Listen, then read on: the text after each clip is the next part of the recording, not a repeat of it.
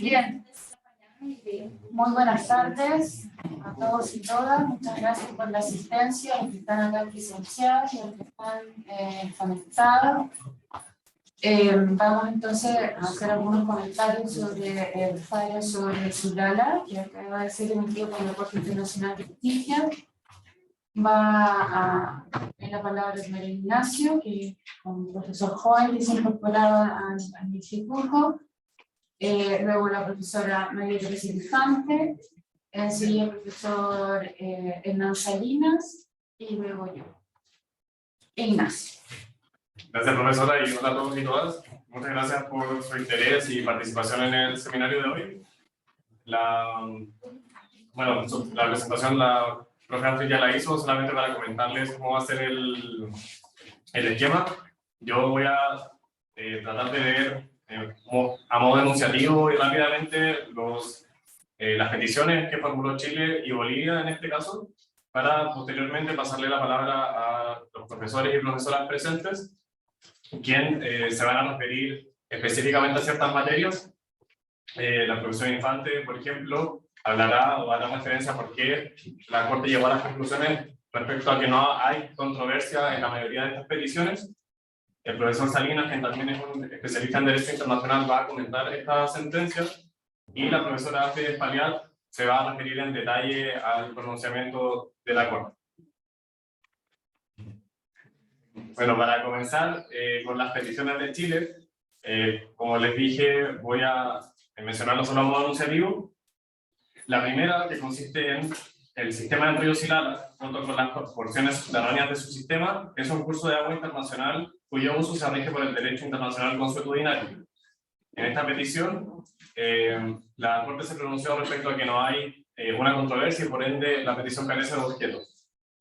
Todas estas peticiones, cabe hacer presente que tuvieron un voto disidente de la jueza Charlesworth. La segunda petición, en orden a que Chile tiene derecho al uso equitativo y razonable de las aguas del sistema del río Silala, de acuerdo con el derecho internacional consuetudinario, también se indicó que carece de objeto por no existir controversia entre las partes. La tercera indica que bajo el estándar de utilización equitativa y razonable, Chile tiene derecho al uso actual de las aguas del río Silala. Y esta petición tiene el mismo resultado. La cuarta petición indica que Bolivia tiene la obligación de tomar todas las medidas apropiadas para prevenir y controlar la contaminación y otras formas de daño a Chile resultantes de sus actividades en las inmediaciones del río Silala. En este caso, también la mayoría se pronunció por estimar que no hay controversia. Sin embargo, al voto disidente de la jueza Charlesworth se une del juez Robinson. Y por último, la última petición de Chile indicaba que Bolivia tiene la obligación de cooperar y notificar oportunamente de las medidas previstas que puedan tener un efecto adverso sobre los recursos hídricos compartidos. Asimismo, intercambiar datos e información y realizar cuando hay impacto ambiental, con el fin de que Chile pueda evaluar los posibles efectos de dichas medidas. En este caso, la petición de Chile fue unánimemente rechazada. La contestación de Bolivia, por su parte, se basó en 6 aseveraciones. La primera indica que las aguas del Silala constituyen un curso de agua internacional cuyo caudal superficial ha sido aumentado artificialmente. En segundo lugar, en virtud de las normas del derecho internacional consuetudinario sobre el uso de los cursos de agua internacional que se aplican al Silala, Bolivia y Chile tienen cada uno derecho a una utilización equitativa y razonable. Tercero, el uso actual de las aguas del Silala por parte de Chile es sin perjuicio del derecho de Bolivia de un uso equitativo y razonable de estas aguas. Cuarto, Bolivia y Chile tienen cada uno la obligación de tomar todas las medidas apropiadas para evitar que se cause un daño transfronterizo significativo en el Silala. Quinto, Bolivia y Chile tienen cada uno la obligación de cooperar, notificar y consultar al otro Estado con respecto a las actividades que puedan tener un riesgo de daño significativo. Y sexto, Bolivia no ha incumplido ninguna obligación con Chile respecto a las aguas del Silala. Como sabrán, además de estos puntos que formaron parte de la contestación de Bolivia, en este caso, Bolivia también instruyó una demanda reconvencional hacia Chile, y esta se basó también en 3 puntos. Primera, indica que Bolivia tiene soberanía sobre los canales artificiales y mecanismos de drenaje del Silala, que se encuentran en su territorio y tiene derecho a decidir si y cómo mantener. La segunda, Bolivia tiene soberanía sobre el caudal artificial de las aguas del Silala, que ha sido diseñado, mejorado o producido en su territorio. Y, en tercer lugar, cualquier solicitud de Chile a Bolivia para la entrega del caudal mejorado, así como las condiciones y modalidades de la misma, incluyendo la compensación a pagar por dicha entrega, debe estar sujeta a la celebración de un acuerdo con Bolivia. En este caso, la tercera petición indica que debe haber un eventual acuerdo entre las partes, ha sido rechazada también unánimemente el día de hoy. Con este breve resumen de las peticiones de cada parte y también con las formulaciones de la demanda convencional, quisiera entonces darle la palabra a la mesa para que puedan hacer sus comentarios y explicaciones del caso que fuimos testigos del día de hoy. Entiendo que la profesora Infante iba a comenzar. Para la comprensión de ustedes, puesto que acabamos de escuchar el fallo de la Corte, no hemos podido leer las opiniones que acompañan, que son de algunos jueces que acompañan ese fallo, y que a ver, muchas veces aclaran el sentido de algunas disposiciones del mismo. ¿Qué podemos destacar? La Corte que dirige la estrategia de análisis, ella decide cómo va a abordar el caso que se le presenta, estructuró su decisión en torno al primer punto, es si había o no una controversia entre Chile y Bolivia. Desde este punto de vista, lo que hemos podido escuchar y lo que hemos podido leer muy rápidamente es que la Corte consideró en extenso los escritos y los alegatos orales de Chile y de Bolivia, donde se observó un acercamiento de puntos de vista sustantivos en algunos aspectos fundamentales. Las características del curso de agua, los principios generales que rigen respecto del uso, aprovechamiento, las obligaciones generales de los estados y la situación actual del mismo curso de agua. La Corte no profundiza hasta donde hemos examinado respecto del debate técnico que hubo en cuanto al caudal, en cuanto a las características geográficas, geomorfológicas y otras, sino que la Corte parece haberse satisfecho con las presentaciones de las partes y consideró que si se superponían las peticiones de Chile y las peticiones de Bolivia y los argumentos que se dan en los escritos y en los orales, hay un significativo acostamiento de aquello que es debatible o debatido. Y ese es un tema bastante interesante para examinar desde el punto de vista del derecho internacional. La Corte, ella, determina si subsiste todavía una controversia entre los dos países. La Corte puede haber tenido en cuenta que hubo una gran controversia entre los dos países, pero que respecto de ella ha habido una evolución. Y, por supuesto, tiene en cuenta la existencia, digamos, de esa evolución respecto de la existencia de un curso de agua internacional, como respecto de los principios fundamentales que se aplican en ese curso de agua internacional. Ese es un tema importante. Y en aquello donde dice hay una controversia, porque Chile sostiene que ha habido un incumplimiento de parte del otro Estado respecto de determinada conducta que debió haber observado y que no ha sido seguida claramente. Y que Chile elabora en torno a la interpretación de algunos artículos de la Convención de Nueva York sobre usos de agua para fines distintos de la navegación. Y podemos conversar un poco más respecto de estas disposiciones.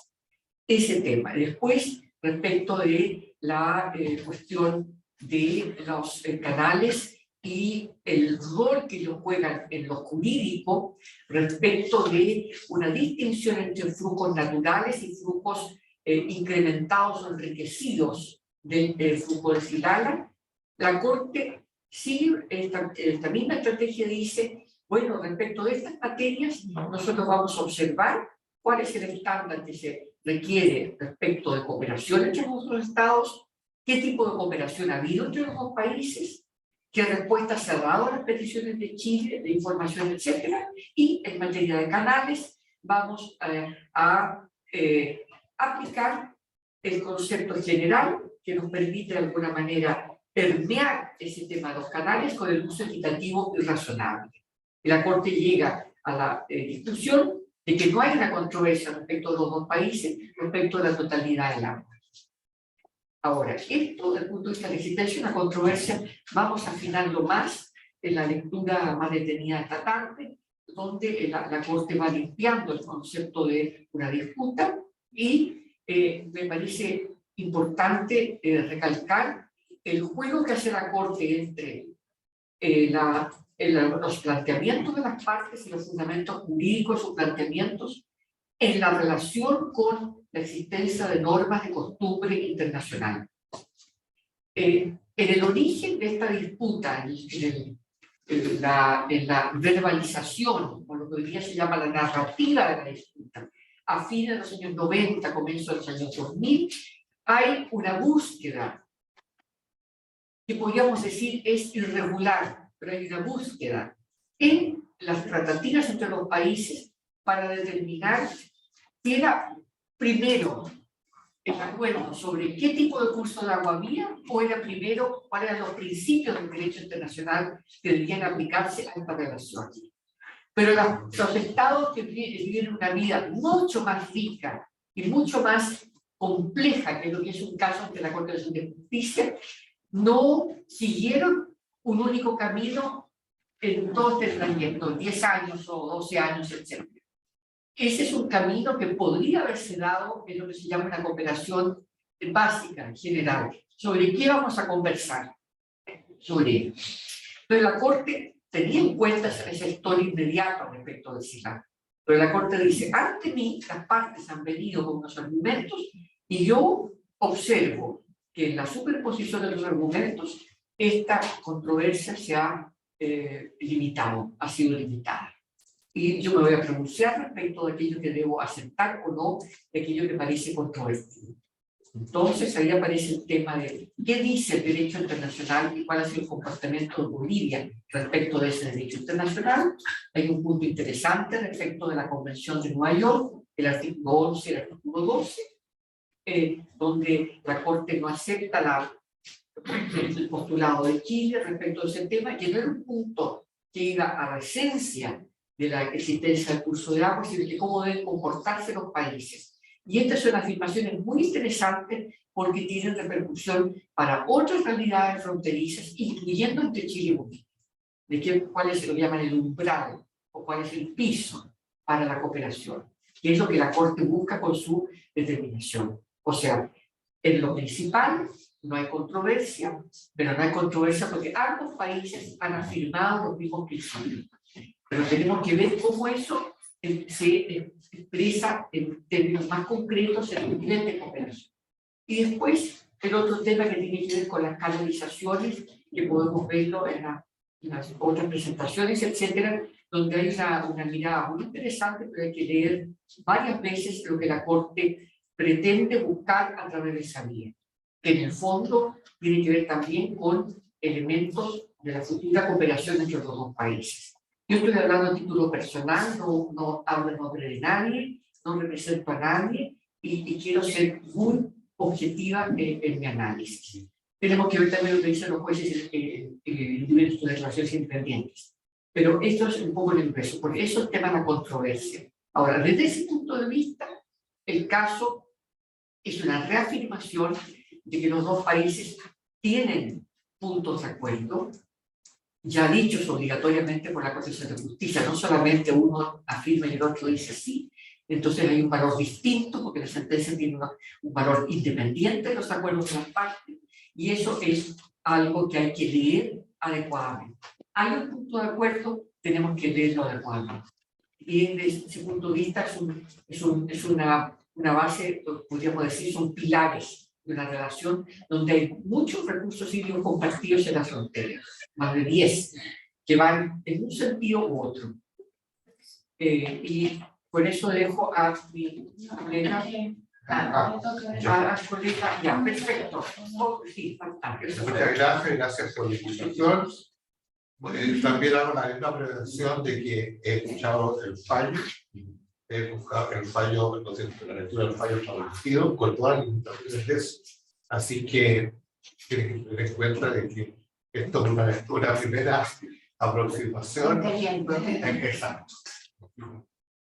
Por las incertezas que uno puede tener. O sea, lo segundo es que yo creo que ambos estados deberían sentirse satisfechos con este fallo, porque este fallo, que es un fallo declarativo, lo que hace, ¿no es cierto?, es dar certeza jurídica sobre el régimen, ¿no es cierto?, que debe regir las relaciones entre ambos estados con el río Negro del río Silama.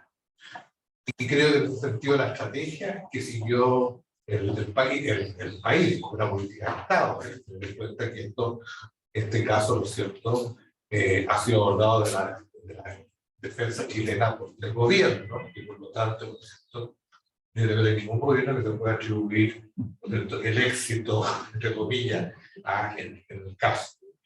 Pero lo interesante es eso, ¿no es cierto?, de que yo creo que para ambos estados da certeza jurídica, y en ese sentido es bueno, ¿cierto?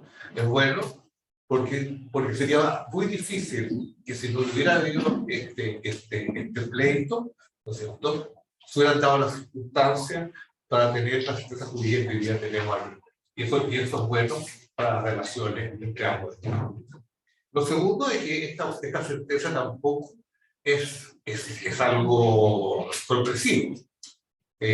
Todo lo, digamos así, a partir de los alegatos, ¿no es cierto?, orales, el cual quedó claro, como lo dijo la profesora Infante, respecto de que las partes habían convergido gran parte en relación, ¿no es cierto?, con los temas de disputa, y que por lo tanto los desacuerdos eran bastante pocos. Y esta realidad está reflejada, ¿no es cierto?, en la sentencia de la Corte, que declaró ser objeto varias de la mayoría de las peticiones que se plantearon tanto por la demanda como en la contrademanda. Entonces, en ese sentido, ¿no es cierto?, no hay sorpresa al respecto, y la sentencia, a mi juicio, va en la línea de lo que era previsible.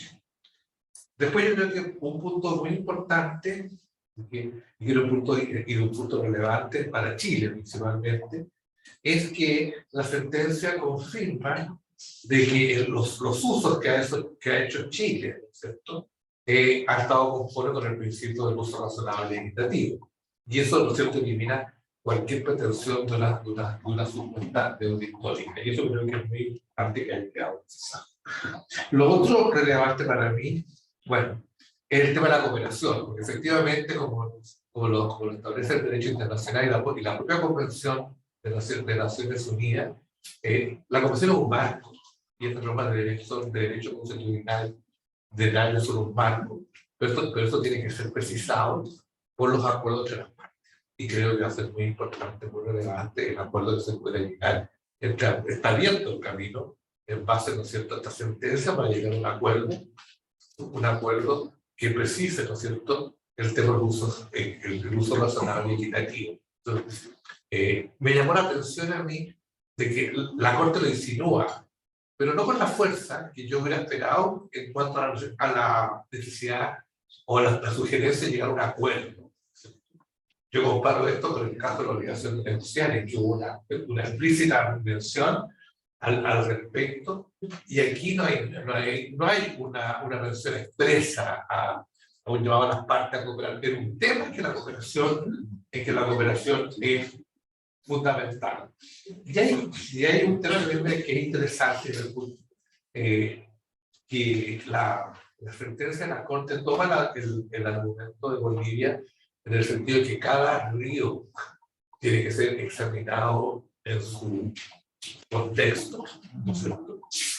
Y eso es interesante, es decir, aquí hay factores que son más relevantes o no, dependiendo de las características del río, y insinúa, ¿no es cierto?, de que si las canalizaciones se mantuvieran, ¿cierto?, efectivamente ese aumento sería un factor a considerar.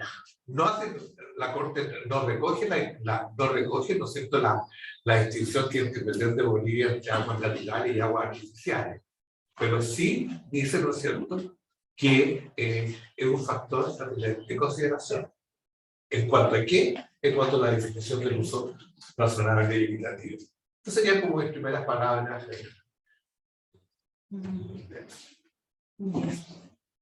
Muchas gracias. Soy Fuente, profesor Salinas, Ignacio también. Bueno, aparte yo escuché la sentencia en la tele, entonces es muy complicado porque interrumpen y hay partes que no escuché. Entonces, decir que explicar simplemente el tema de sin objeto, que eso nos remite al caso nuclear test, o sea, los ensayos nucleares entre Francia y Australia y entre Francia y Nueva Zelanda. Que ahí fue un poco distinto porque no alcanzó a haber debates ni escritos ni orales. Simplemente la declaración del presidente de Francia, de su ministro de Relaciones Exteriores y incluso su ministro de Defensa, fueron en el sentido de que Francia se comprometía a no seguir realizando ensayos y la Corte ahí declaró el caso sin objeto.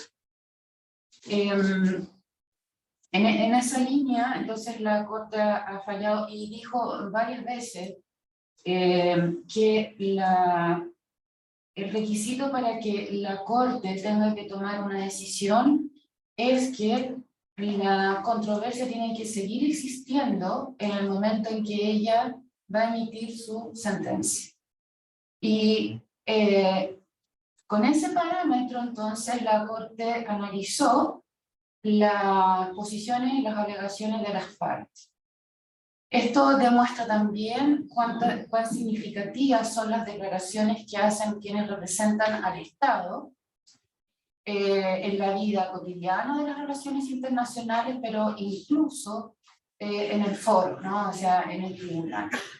Y como dice el profesor Infante, lo que verifica la Corte en este caso es que las partes fueron reconociendo de alguna manera las pretensiones del otro.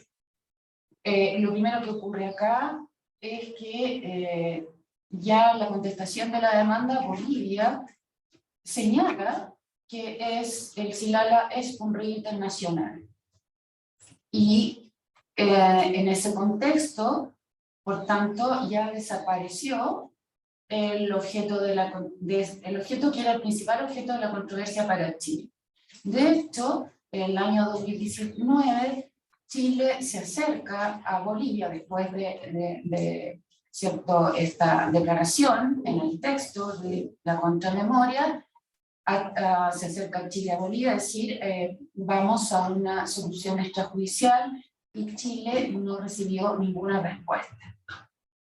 Entonces, a ver, por tanto, Bolivia se empecina en seguir el procedimiento ante la Corte y ahora con una cierta contrademanda en la que dice que hay estos flujos de agua superficial, de carácter artificial, sobre los cuales Bolivia evidentemente producimos los canales, sobre los cuales Bolivia tiene soberanía y derecho a un aprovechamiento.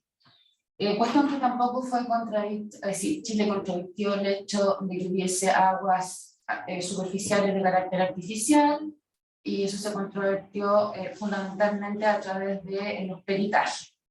Efectivamente, no sabemos, o sea, el resumen que lee la Corte no nos permite ver si entró, cuánto entró la Corte en la cuestión de los peritajes. Yo tengo la impresión que no entró, simplemente descartó por aplicación del derecho internacional, de la Convención, cierto, Naciones Unidas sobre cursos de agua internacionales con fines distintos a la navegación, simplemente no entró en esta distinción. Yo creo que la descartó como principio, como regla rectora de la solución. Y eso naturalmente porque tiene impacto en otras situaciones a nivel mundial, fundamentalmente en la situación que se está dando entre Etiopía y Egipto en la actualidad, porque Etiopía quiere levantar una represa y evidentemente entrar en esa cuestión de distinguir, aparte que es súper difícil técnicamente, porque el instituto danés que lleva cierto el peritaje de Bolivia decía que eran entre un 11 y un 35%, entonces tampoco era un dato cierto, ¿me explico? 11 es una cosa, no, 35 es otra. En materia de caudal, Chile sostenía una cifra absolutamente inferior, si no recuerdo, algo así como 2%. un 2%, en ciertas situaciones eso también podría variar, porque en las estaciones de verano, las estaciones de invierno, donde hay evaporación, donde está también el invierno altiplánico, etc. Entonces, yo diría que, claro, la Corte declara entonces que hay, y esto es fundamental, un acuerdo entre las partes. Hay un acuerdo que se produjo ahí durante el procedimiento. Y ese acuerdo es relevante por lo que decía la profesora Infante también, porque está como certificado por la Corte, ¿me explico? Eso le da certidumbre a las alegaciones efectuadas por Bolivia, y el rechazo de esas alegaciones efectuadas por Bolivia. Respecto, cierto, a... uno se podría preguntar, ¿fue inútil entonces la contrademanda boliviana haberse empecinado? Para ellos sí, para nosotros resulta de la mayor utilidad. ¿Por qué? Porque elimina de la discusión algo que podría haberse puesto sobre la mesa si la Corte, si esa cuestión no se discute. En la negociación que vamos a tener que llevar a cabo con Bolivia, si esa era la manera de enfrentar la cuestión del Cigala, entonces es altamente posible que esa cuestión de distinguir entre caudal superficial, artificial y el otro caudal hubiera estado en la mesa, ¿me explico? Entonces, para Bolivia ese argumento que ha zanjado, la Corte simplemente no lo admite, y eso le da mucha claridad a Chile cómo enfrentar el proceso que vamos a tener que la Corte lo dice, porque dice que es cierto que no dice lo de un acuerdo, pero sí introduce la cuestión del recurso natural compartido. Y ahí, cuando la Corte se ha referido a uso natural compartido en Garchicóbana y Maros, y también en el caso de las papeleras entre Argentina y Uruguay, les ha dicho, mire, la única manera de enfrentar la cuestión de un uso natural compartido es cooperando y tomando acuerdo sobre esta cuestión. ¿Ah? No lo dice, pero sí dice, pero sí ocupa permanentemente, este es un recurso natural compartido. Se le aplica lo que la Corte ha dicho sobre esta cuestión. Pero bueno, es un punto que podemos analizar ya con mayor detalle en el texto de la sentencia. Lo otro que me parece también interesante es cuando la Corte también habla del recurso, es decir, el derecho al uso equitativo y razonable. Es cierto que dice hay que considerar las particularidades de los ríos, pero también dijo la utilización que se le ha dado a las aguas. ¿Y quién ha utilizado las aguas? Chile. Es dudoso que Bolivia lo pueda usar, porque el nacimiento del Silala y su trayecto en Bolivia está a 4.300 metros de altura. Y la verdad, las cosas que intentó hacer una piscicultura y realizó como lo que se pudo interpretar a través de fotos satelitales como unas especies de instalaciones militares, pero que nunca fueron habitadas, y porque las condiciones para la vida humana a esa altura son extremadamente difíciles en la actualidad. Ya no sé si en el futuro se podrá inventar algo, pero por no decir imposible. Finalmente, me parece muy relevante el marco de cooperación que se plantea para los dos países, y también la habilidad y la creatividad que van a tener que tener los negociadores de ambos lados para destrabar esta cuestión.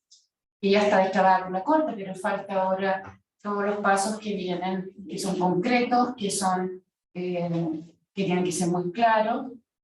Y ahí yo diría que la televisión me preguntaron cómo miraba el mundo a Chile y a Bolivia, en este caso. Yo diría que, bueno, yo no creo que nadie haya estado siguiendo el caso.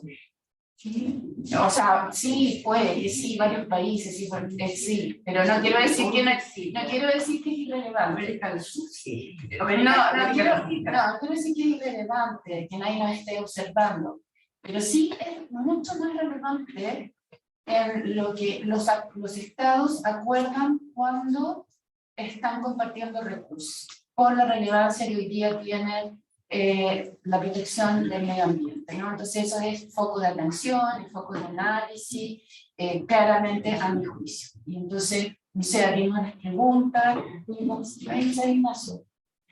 Sí, no sé si alguien tiene comentarios para las y los expositores, ahora son bienvenidos, por favor. Muchas gracias. Bueno, felicitaciones a los 4 expositores.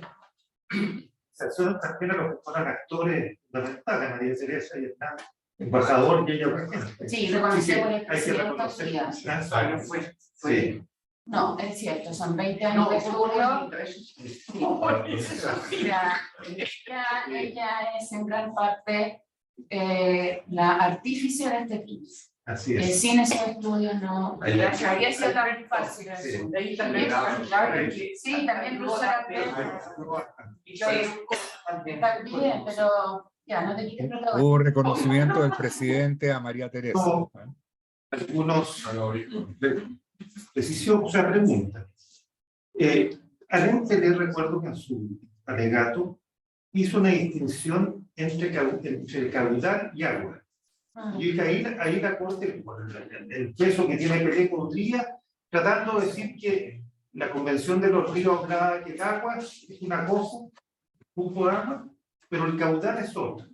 Entonces ahí la Corte no le dio y lo dice claramente el alegato. Eso me llamó la atención cuando pensé que la Corte podía recoger eso con ese tema. Lo otro respecto al que no hay objeto para revisar y para pronunciarse, no sé si están de acuerdo ustedes, que recuerdo para el caso de Perú, cuando solicitó Chile que no diera lugar al triángulo exterior de agua, dijo que no, porque como ya no había paralelo en ese sector, entonces ahí no se pronunció, porque se caía el paralelo. Creo que puede haber algo con él, no estoy seguro. Después, pienso que la Corte, al llamar tanto a cooperar y utilizar ese idioma amigable, que está muy bien, creo que define un poco esto como su rol de paz y seguridad en el continente, en el mundo, y más de decir que le doy la razón a un país o otro, dándonos la razón a nosotros, pero con una línea de muy Naciones Unidas, muy de acercar y no crear, digamos, un ganador o un perdedor. Creo que ese idioma tiene que ver con eso, con ese rol que es natural que así sea. Y lo último, pienso que Chile en el aspecto político debería, para que no se caigan la ruta y otros elementos políticos de acercamiento que están incluyendo la actualidad, decir y buscar que esto es una aclaración nomás de las diferencias que habían y que la Corte ha dicho en general que están de acuerdo.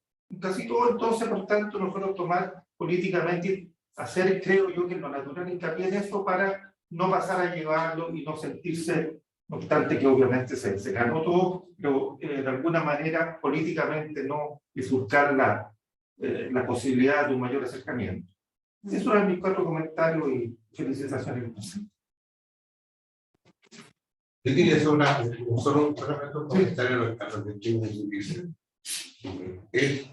El tema del valor de las sentencias declarativas. Yo creo que esto es demostrado porque siempre hay una discusión de que estas sentencias declarativas no arreglan controversias. Entonces, y hubo una discusión incluso en el bachillerato respecto de Bolivia, lo plantea, ¿no es cierto?, para plantear que no había una controversia.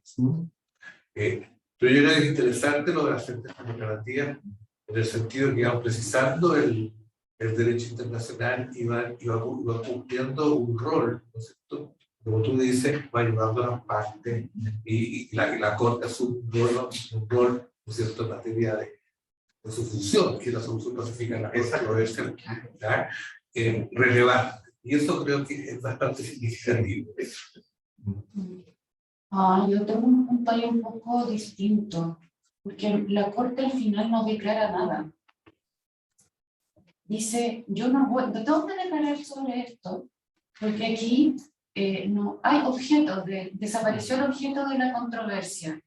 Y eso en mi juicio tiene un significado para mí muy relevante, que un poco tiene que ver con lo que decía María Teresa, que es la sentencia de la Corte que lo que hace es como consagrar lo que han alegado, probado las partes y el acuerdo que hay detrás, ¿me explico? Es decir, que la Corte dice, pero si ustedes están de acuerdo, y entonces yo no voy a declarar nada, no necesito declarar, porque ustedes mismos han llegado a la concesión es recíproca. Y eso es muy interesante a mi juicio. O sea, cómo yo diría que este es un acuerdo, hay una especie de acuerdo ya entre Chile y Bolivia, en donde se reconoce, bueno, todo lo que Chile históricamente buscó que Bolivia reconociera.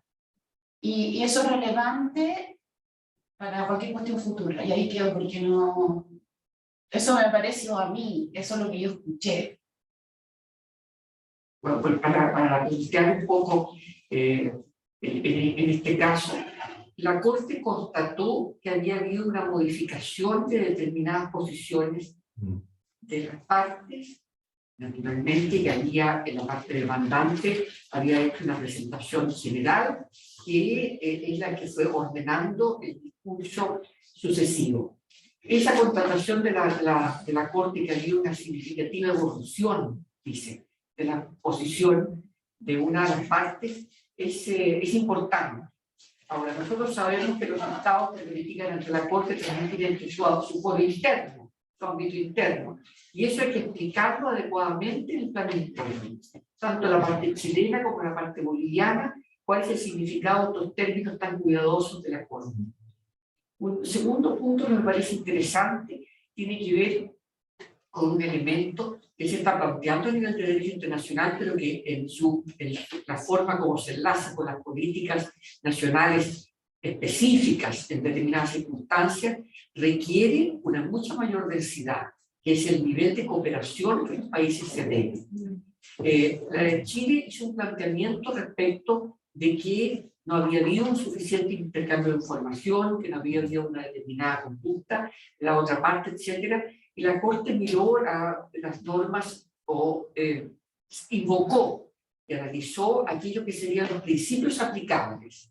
El artículo 11, el artículo 12, la Convención sobre Recursos de Agua, y hace una evaluación relativa a estos artículos y pone muy fuerte el acento en que, si bien hay una obligación final de cooperar, lo más importante tiene que ver con la determinación si la acción de un Estado va a crear un daño significativo en otro Estado. Sensible, daño sensible, significativo, etc. Ese es un tema que nosotros, como profesores académicos, deberíamos considerar con mayor profundidad porque no se trata solamente de incorporar cualquier actividad bajo la categoría de que cualquier efecto es en sí mismo un daño sensible, sino que ¿qué significa un daño sensible? A veces se habla incluso de irreparable, pero la Corte habla de un término significativo, significa, parece que dice la Corte. Ese es un tema interesante a examinar, me parece muy, digamos, convocante. El tercer aspecto tiene que ver con el tema de las contras, las demandas convencionales de Bolivia y cómo la Corte se aproxima al tema.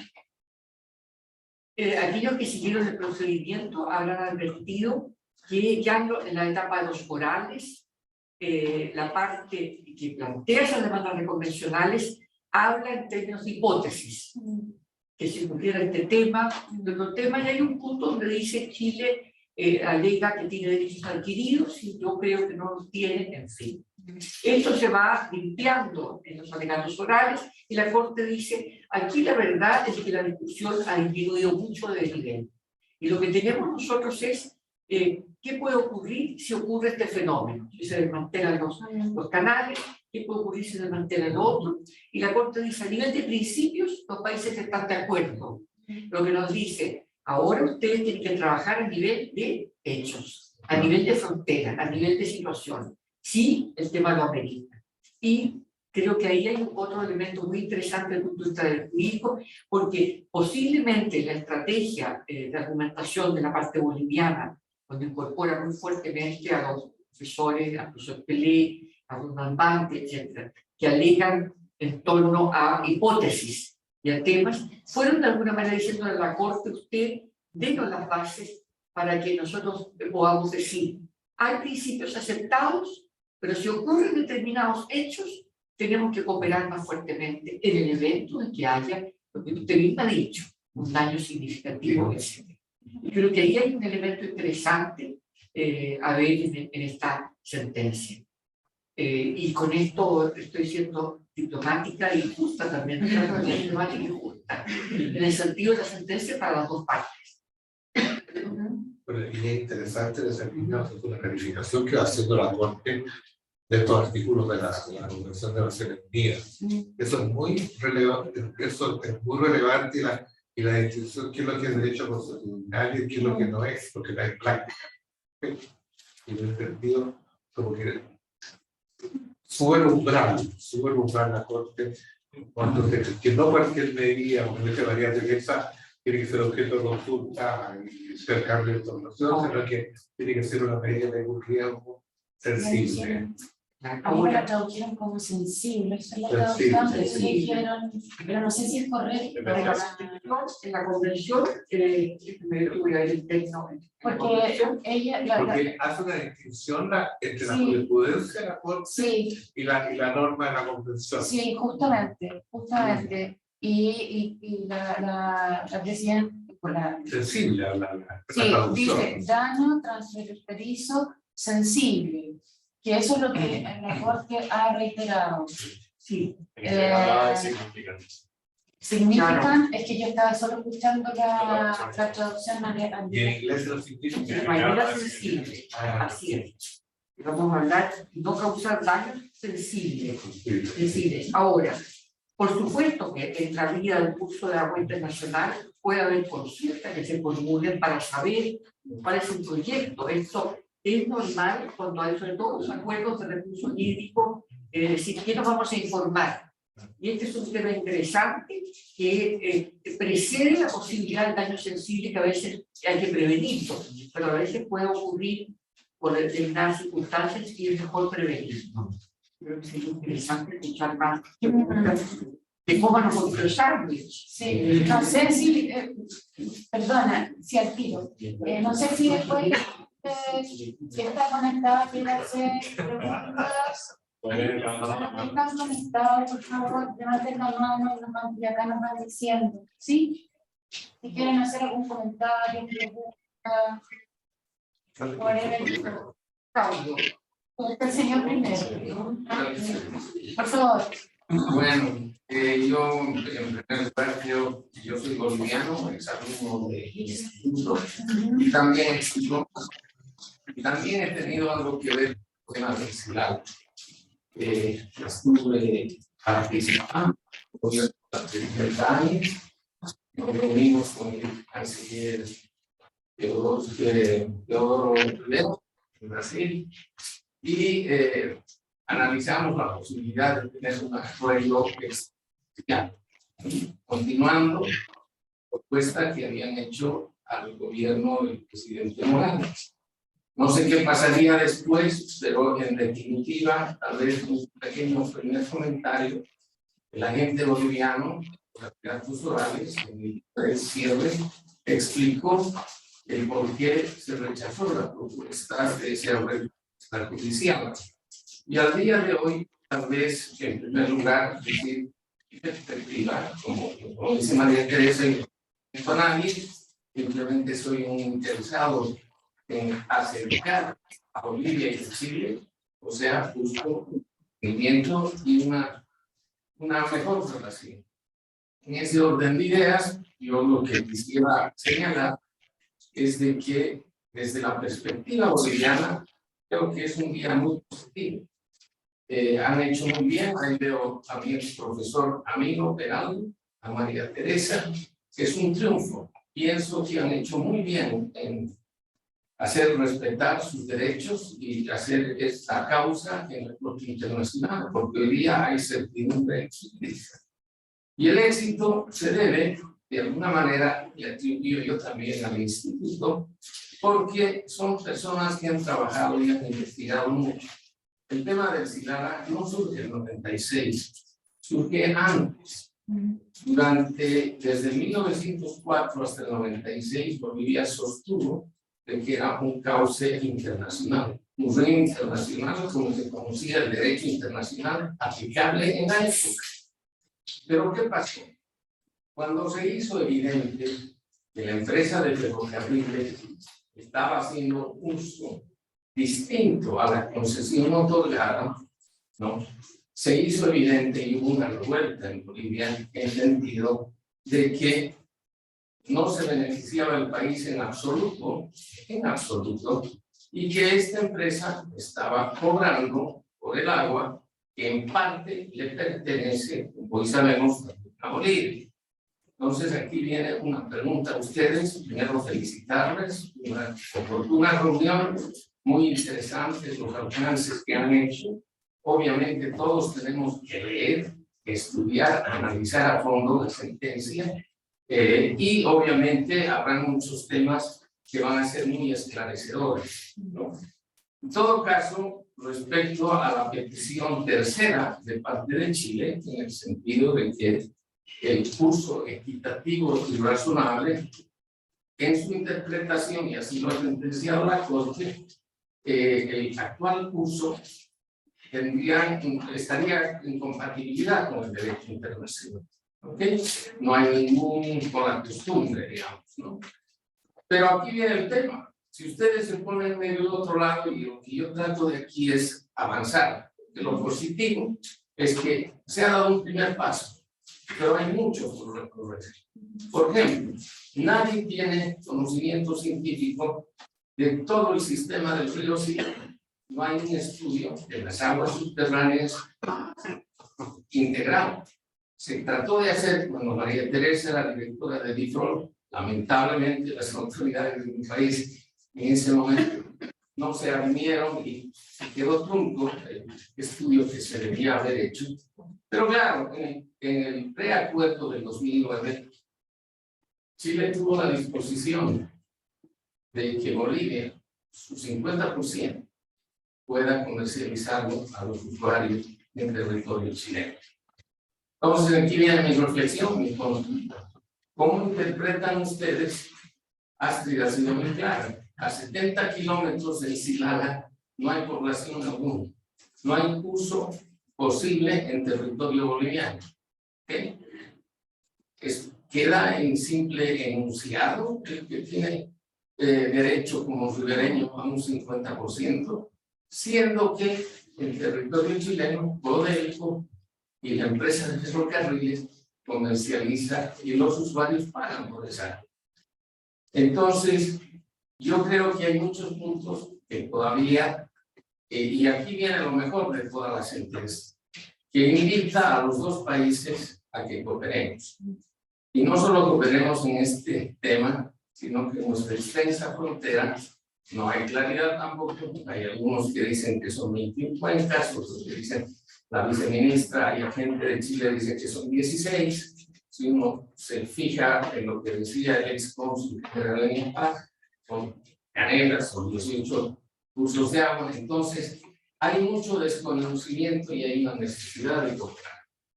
Es un primer paso. Yo creo que todos debemos estar satisfechos. Como bien se ha señalado, yo creo que la Corte ha sido lo suficientemente diplomática y sutil de que en vez de pronunciar y dar unas sentencias que puedan ahondar las diferencias de una manera inteligente, ha resaltado las cosas en las cuales los países nos hemos avenido. Y entonces quedan muchos temas pendientes, pero tal vez esa pregunta, y felicitar a María Teresa, que también era algo, porque en buena medida ellos son los responsables del triunfo de Chile. Gracias. Bueno, es un planteamiento llamado de carácter diplomático político, no puedo entrar en las cuestiones que son relativas a las relaciones bilaterales. No cabe duda que la sentencia aclara, cristaliza, coloca unos temas importantes ya como acordados, después refresca la mente de las personas en cuanto a los principios aplicables y responderá después la política de los países a la forma como ellos hacia el futuro causan futuras acciones u otras acciones.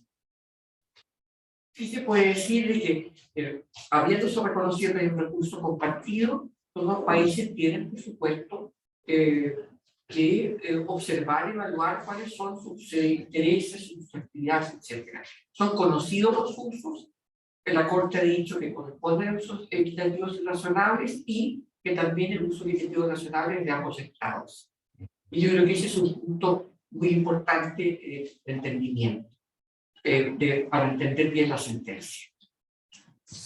No, yo también, es muy importante lo que usted ha dicho respecto al valor de la cooperación. Pero yo lo siento de que esta sentencia, yo creo que es buena para ambos estados, al dar certeza jurídica al tema del uso del SILALA. Lo que el paso siguiente a ella es evidentemente la política de cooperación, y un acuerdo de cooperación que vaya aterrizando estos principios que ha anunciado la Corte. O sea, la Corte también ha sido clara de que el uso que está haciendo Chile es un uso razonable y equitativo, pero a partir de, no es una cosa dinámica, a partir de eso pues, pueden surgir nuevos usos, porque los ambos estados tienen derecho como países corribereños a un uso equitativo y razonable, que eso está abierto para ambos estados. Incluso la Corte dice, ¿no es cierto?, de que Chile ha reconocido, por ejemplo, la reconstrucción efectivamente, de que si hay una disminución del caudal por el tema del levantamiento de las canalizaciones, eso no es per se una violación del derecho internacional constituida. Tengo una pregunta, después le vamos a dar la palabra a don Raúl Troncoso, pero tengo una pregunta de María Zamora. Dice, en los medios que se considera que la sentencia representa una contribución al derecho internacional del agua, pero no ahondaba en qué es la contribución en sí. Es por no haber hecho diferencia entre causa natural y artificial. Si pudieran ahondar en ello.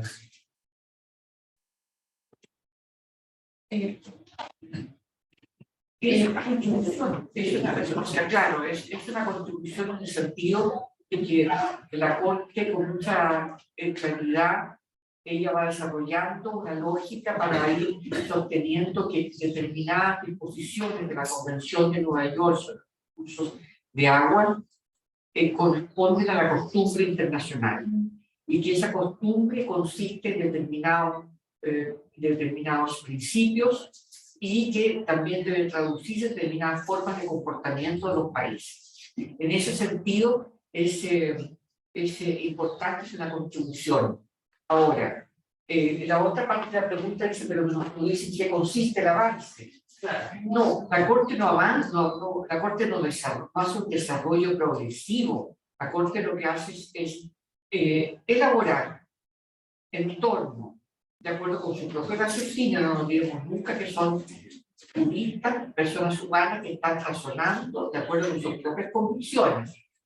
Los jueces razonan en torno a, sí, cuando hablamos de una costumbre internacional, nosotros podemos acercarla a una realidad geográfica determinada.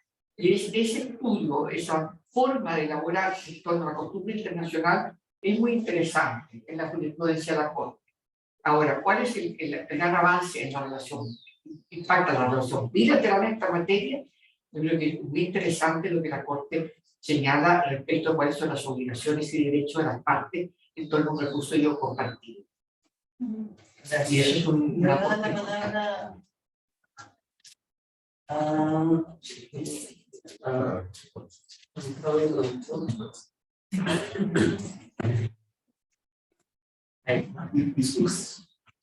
Tengo una pregunta.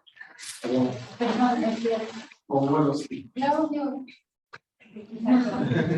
Sí, parece que había más preguntas en el instituto, por lo que estoy viendo.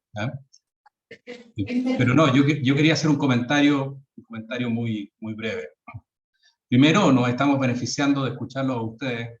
Yo por lo menos lo estoy haciendo, una reflexión muy interesante y muy profunda, muy aguda, respecto de lo que escuchamos hoy día en la mañana. Tenemos que imprimir el fallo para leerlo línea por línea, digamos, y también las opiniones concurrentes y algunos puntos de desacuerdo con el fallo, especialmente de la magistrada australiana, que fue el voto en contra, digamos, prácticamente en casi todas las decisiones del fallo. Pero me gustaría saber por qué, porque parece que es porque sostenía que sí había controversia y no estaba de acuerdo con declararla sin objeto. Pero hay que verlo con detención. Bueno, yo creo que está claro que la Corte decidió tomar un camino que había tomado antes, digamos, tal vez para los que hacemos clase de Derecho Internacional nos recuerda el caso de los ensayos nucleares, digamos, en que define en definitiva pronunciarse que no tiene sentido dictar una sentencia específica porque el asunto ha perdido su objeto, digamos.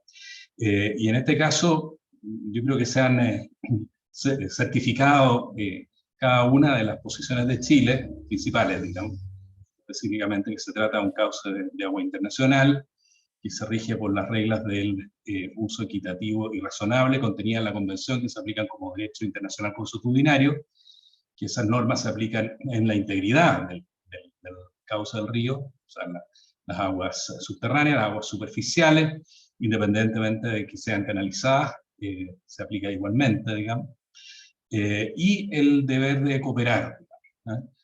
Creo que el aspecto más específico que aquí se ha señalado, podría dar para un comentario más especializado respecto de las normas procedimentales de la Convención del 97, ¿no es cierto?, en respecto a notificación y consulta que tienen naturaleza o carácter de derecho consuetudinario internacional y cuáles no. Coincido con ustedes en que es un tema interesante del umbral, que se fija en cuanto a la necesidad de que se produzca un daño significativo o sensible, ¿no es cierto?, para establecer, digamos, alguna responsabilidad en este caso de infracción a esa regla.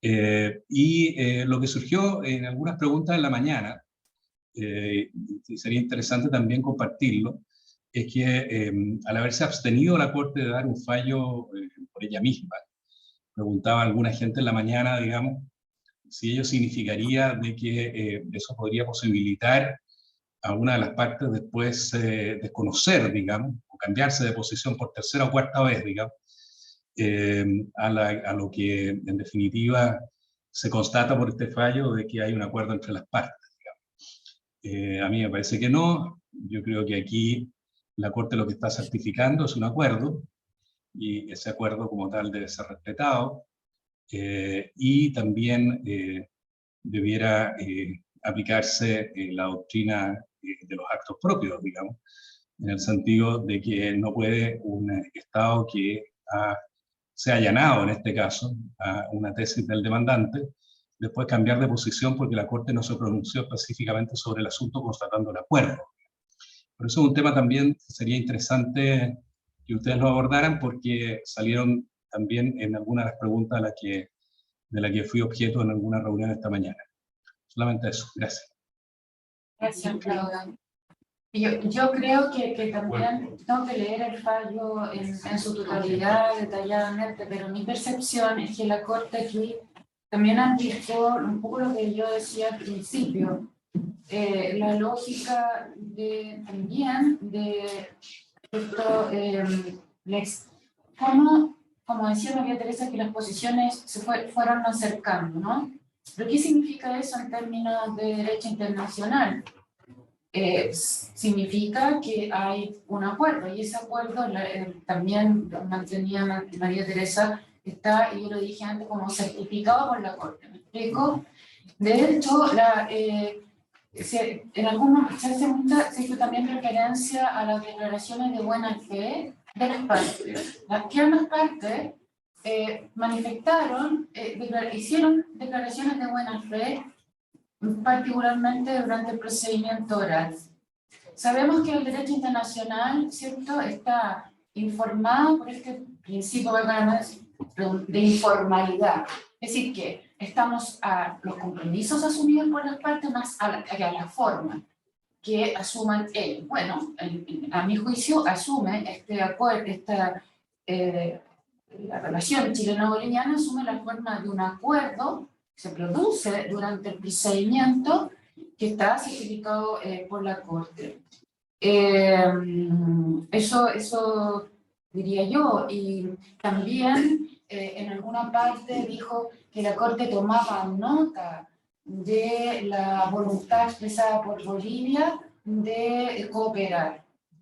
Entonces son cuestiones, a mi juicio, bien significativas. En ese sentido, comparto lo que decía Hernán, que la Corte fija un marco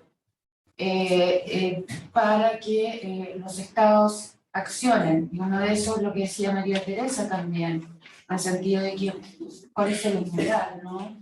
Y eso hay que darle varias vueltas. La Corte se mantiene en esto que ha dicho varias veces, daños transfronterizos, o sea que hay que evitar el daño transfronterizo sensible. Gran contribución a las aguas internacionales, no sé. O sea, creo que un poco lo que decía María Teresa también, que precisa que hay reglas de carácter consuetudinario dentro de la Convención, lo que permitiría a estados que no son parte aplicarla. Pero también ha sido clara en decir que, por ejemplo, el artículo 11 no es regla consuetudinaria. Ahí hay, sí, una contribución, pero tampoco, no es lo que se llama, como dijo profesora Infante, un desarrollo progresivo del derecho internacional. Yo diría que la Corte se mantiene bien como conservadora, ¿no?, dentro de ciertos márgenes y no se mueve de ahí. Lo que no me extraña, yo siempre pensé que esto era esperable, dado que la jueza que preside, la jueza Donahue, que siempre, o sea, en ocasiones anteriores ha tenido opiniones bien estrictas respecto a cuestiones procesales.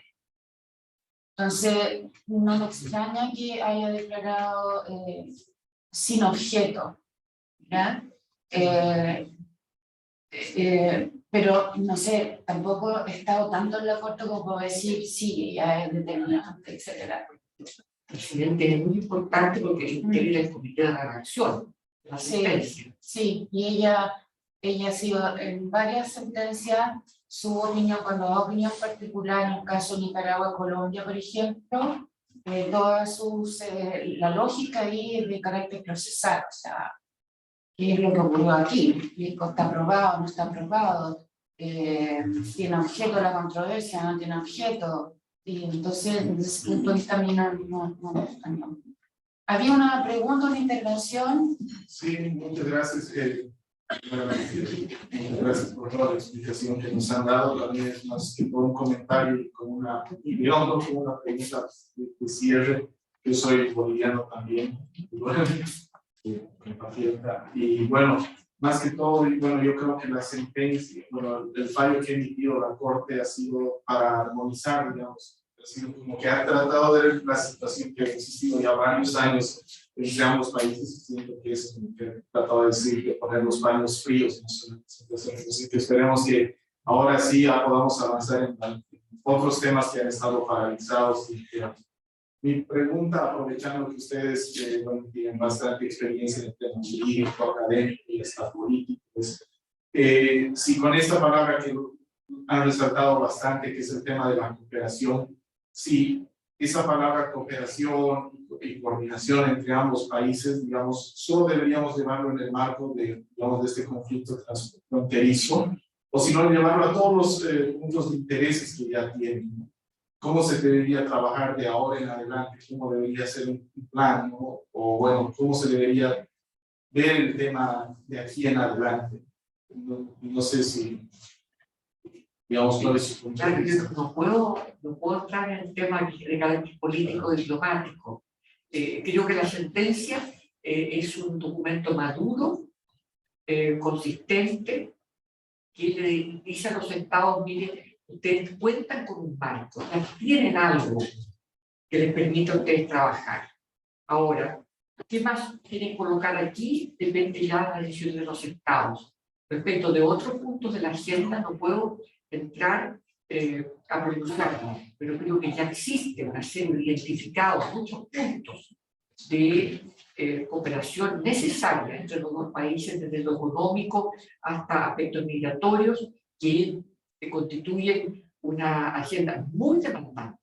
Pero aquí tenemos al profesor Pozo, la profesora Paliar, el profesor Salina y don Ignacio, también profesor académico, que fue con mucha más libertad que yo. No, yo tengo entendido de que hay una izquierda que está trabajando en Chile y evidentemente que este es un tema que va a enriquecer la izquierda. Ya se ha dicho que esta sentencia fija un marco para que los estados puedan aterrizar en un acuerdo de cooperación que regule definitivamente las relaciones de estos campos de Estado en relación a este curso de agua. Efectivamente, este es un paso positivo porque le da la oportunidad a los estados de trabajar en un tema en que había dificultades, en que había controversias, pero ya la Corte ha fijado ciertas reglas que permiten a los estados avanzar.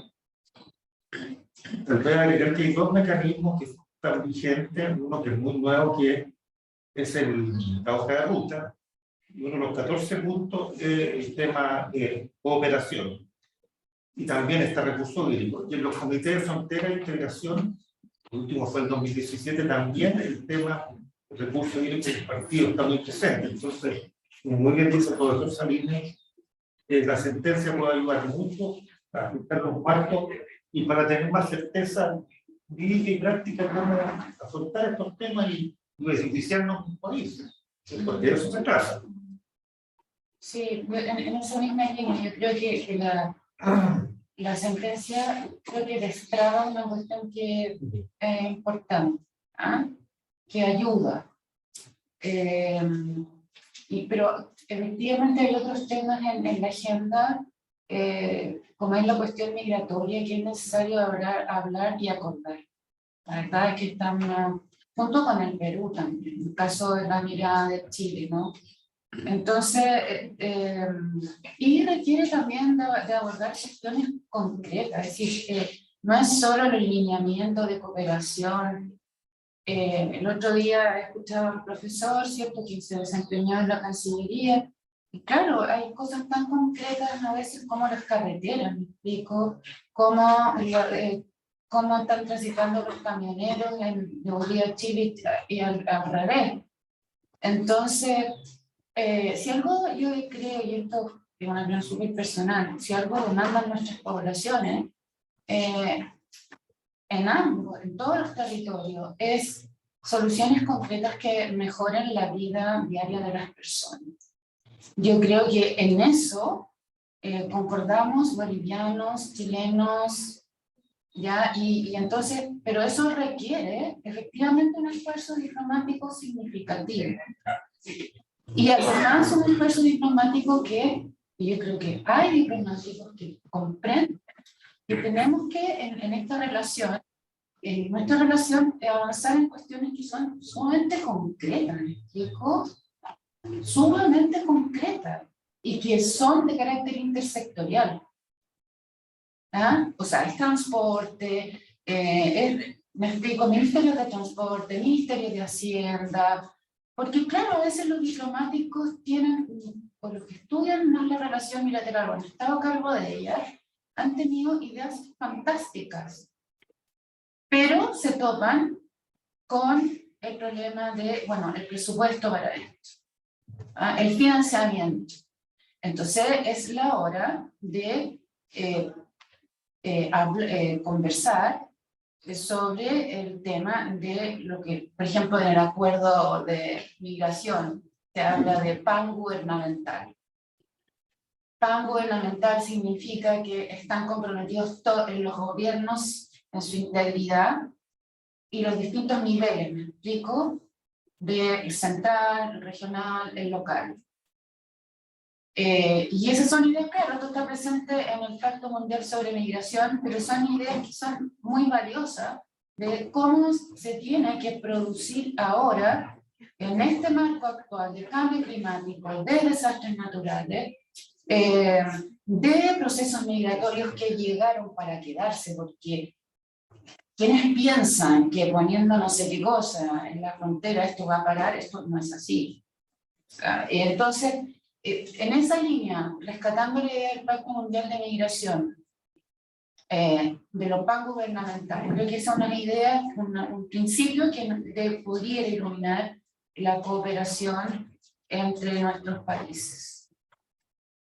Y en esta materia, Carlos ha recordado un poco lo que son las percepciones e imágenes y aquello que es un poco la visión popular, la visión de determinadas comunidades. Yo creo que aquí hay que madurar el fallo, hay que analizarlo, hay que tener tranquilidad, mucha razón, mucho razonamiento, y él debe contribuir a superar las miradas de blanco-negro o de un país que no obtiene ningún beneficio, otro país que obtiene beneficios. Tenemos que trabajar, digamos, desde el punto de vista del derecho internacional, porque el trabajo político lo hace el mundo político, para decir el fallo tiene que tener un efecto en esa materia, tiene que tener un efecto en esa materia. ¿De qué forma lo es? Yo no puedo decir más porque no me cambiaría de lado. No estaría en la academia. Claro. Pero creo que eso es muy importante. La historia de los temas nos explica dónde llegamos, las complicaciones, los nudos que se crearon, las dificultades. Recordaba algunos contrapartes que incluso han fallecido. Armando Loaiza falleció, Jorge Gumucio falleció, no sé quién más, pero Fernando Velar también, claro. El ingeniero Basuber. ¿Cuándo se murió Loaiza? Sí, 4 años. 4 años. 4 años. Encantador. Ha muerto, entonces, murieron, entonces, esta historia que es oral, es verbal nomás. Un problema ahí. Y este fallo hay que, como que da vuelta un traje, ¿no? Hay que mirarlo desde otra perspectiva. Ya tenemos el traje, la talla, el tema, de otra perspectiva para ver cómo podemos mejorar las percepciones mutuas en esta materia, que son muy importantes las relaciones bilaterales. No sé si es la pregunta, ¿no? No, es que a veces las hermanas aparecen en el computador así y nadie está indicando. Bueno, nada más que... Ay, perdón, sí. Y en primer lugar, me gustaría definir las congratulaciones a todos, para los diplomáticos y académicos, estudio de Bolivia, me parece, muy sinceramente, un día histórico para la historia de la política internacional, del diplomático de Brasil. Seguimos, por supuesto, con mucho interés el tema, no solamente por la significación regional, pero más allá, sí, hacia la evolución del derecho internacional, para nosotros es siempre un tema extremadamente importante. Y, por supuesto, así como los colegas, no tuve la oportunidad de leer la sentencia. Así que mi comentario es un poco más general y ahí me gustaría escucharlos específicamente respecto a un punto que ha mencionado y que a mí me interesa muchísimo, que es justamente el significado de este día, más allá del tema bilateral, en términos multilaterales y específicamente, y hay un punto que me parece un punto de interés de la Corte, que es justamente la evolución del derecho del medio ambiente y la preservación y el uso sostenible de recursos compartidos y de los recursos naturales de manera general. Y le comento porque esto es algo que me parece quizás un acercamiento de la Corte Internacional, porque por lo que observo en los últimos años, tuve la oportunidad de estar en La Haya junto con la embajadora María Teresa,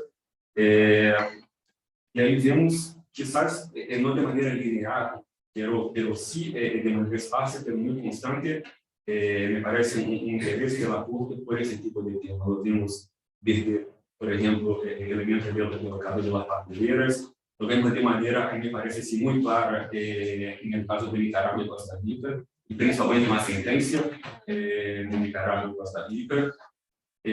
Así que les pregunto, por supuesto, son observaciones preliminares, pero si ustedes consideran que ese caso sí puede agregar en esta abordaje que me parece quizás una abordaje positiva de la Corte Internacional de Justicia en el sentido de establecer marcos de cooperación, de uso compartido y de uso sostenible de recursos naturales. Sabemos que el derecho internacional en esta área ambiental evoluciona, sí, sea de una manera distinta, sea como parte de los derechos más amplios de los derechos humanos y de los derechos de las poblaciones de hacer un uso razonable de estos recursos, pero me gustaría escucharlos de manera preliminar, por supuesto, pero quizás el significado que este caso y este fallo puede tener en ese aspecto más amplio.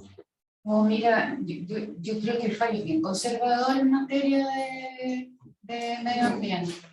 De hecho, no hay ninguna referencia, y esto lo digo sin tener el texto ante mí, pero no hay una referencia al desarrollo sostenible, ni al principio precautorio, ni al principio preventivo, nada de eso. Yo diría que a mí me ha parecido un fallo bastante conservador, en el sentido que el criterio que usa es un criterio que la Corte ha hecho referencia y que dice relación a mi juicio con uno de los principios que ya uno de alguna manera encuentra en el derecho internacional clásico, que esto es cierto que los estados no deben producir daño transfronterizo. Claro, ahora agrega, cierto, tiene un deber que impone también la soberanía del estado. Entonces dice, y la Corte repitió varias veces, daño transfronterizo era sensible, no hizo ninguna referencia a nada más. En esa línea también hace referencia a algo que ha sostenido en otros casos, que es la cuestión, el término que usa el recurso natural compartido. ¿Me explico? No hace referencia a desarrollo sostenible, a medio ambiente sano, sino que usa una terminología, yo diría que bastante clásica, cosas que ya ha dicho en otras ocasiones. Yo diría que confirma esa tendencia, una tendencia que más o menos uno ya ve en García con Aguimaros, en la sentencia en el caso de las papeleras, Y ahora esta que, claro, tiene que ver ya con el uso de un curso de agua internacional. Pero yo lamento decirte que creo que es una sentencia bastante conservadora desde ese punto de vista. No sé los demás.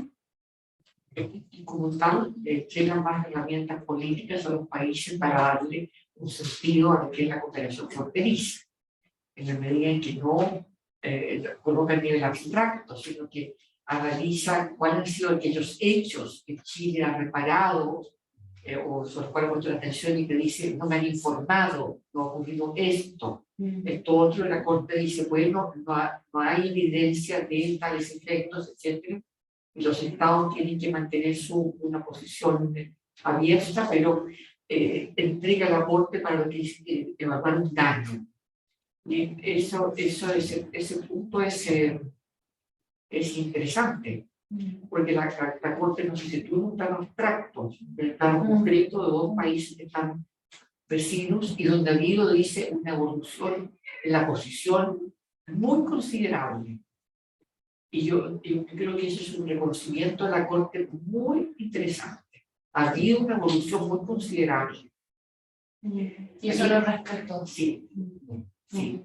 Eso lo respeto, es súper valioso. Vamos a ver ahora qué es lo que dicen los otros jueces que hemos podido leer, que nos enseñan. Pero ha sido tan interesante esta conversación. Así es, con mucho respeto, naturalmente, por todo. Y el trabajo de los abogados, ¿no? Que cada día pienso que son más decisivos. Muy probablemente volveremos a discutirla cuando tengamos el texto bien analizado. Y otros temas que son ya más de academia, ¿no? Lo que es la costumbre, lo que es esto, en fin, y otros aspectos más. Hay muchas cosas que mirar. Muchas gracias.